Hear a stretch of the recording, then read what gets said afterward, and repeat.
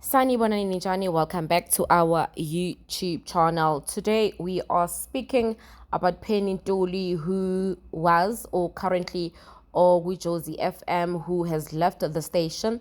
According to the rumors, uPenny, there has been days engazwakali emoyeni, and then there were rumors ukuthi-ke usehambile kwisteshi somsakazo we-Josie FM. uPenny joined Josie FM 2 years ago after ekade-ke ebe nekhilizisana kanye negagasi FM lalimholela u-2,600 or it's 2.9, and she then eluded that bengazwani no-Ayanda Melanzi, who is one of the managers ngoba emnikeza imali encane, and then uPenny then wrote a statement washo ukuthi cha uyawushiya-ke lo msakazo because of the money that she was given. Then-ke i-Josie approach her and then wamuva-ke weza eGoli lapho-ke ebesesebenzela khona i-Josie FM. Akagcina ngakwenza usuku laphakathi ney'nsuku 9 to 12. U-9 to 12 uphinde wenza nolwakamaskandi nomngane wakhe amlandile ahlala naye. Now after the rumors ukuthi something is wrong, ubeke esebhala statement esho ukuthi cha uyabonga kakhulu ngokuthi abe uphathi ye-Josie FM, however sekushaya isikhathi sokuthi ahambe. Ugokusho kwakhe-ke uPenny uthi kunamadlelo alihlaza asewabonile noma asewatholile, therefore she is going elsewhere, and according to her there is no bad blood between yena ne-management.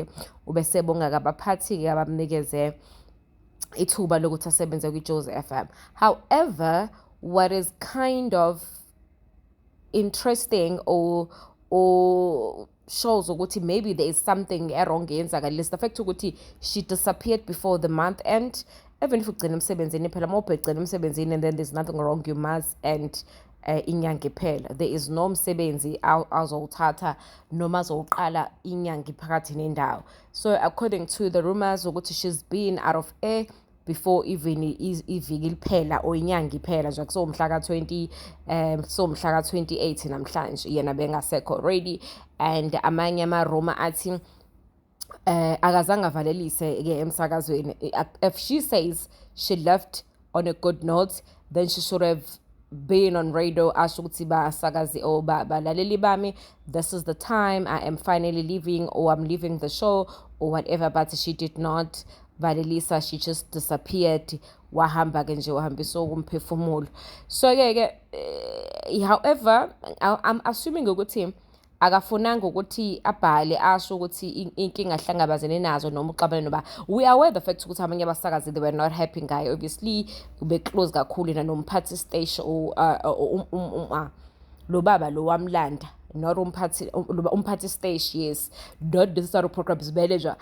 So ukuhamba kwakhe kuyasolisa ukuthi kungenzeka ukuthi awekho amadlela ahlathi, kungenzeka ukuthi things are not going well for her kwi-Josie FM. It could be the ngcindezi from other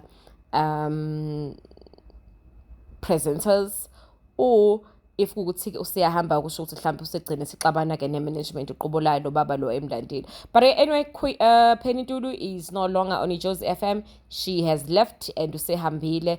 Asimazi ukuthi uzoqhubeka aye kuphi, kodwa-ke okwamanje shuthi uzosurvive ngemali kamakhe lapha ku-Facebook. Abhala amaphosti athole engagement bese iyaholelwa ngaphela. Ugela usethengile uney'moto yabo, and she already moved to Johannesburg. So we pray and hope ukuthi-ke probably she will find something akhona eGoli, kwazi mhlawumbe uzoya ku-Josie FM, maybe, we don't know.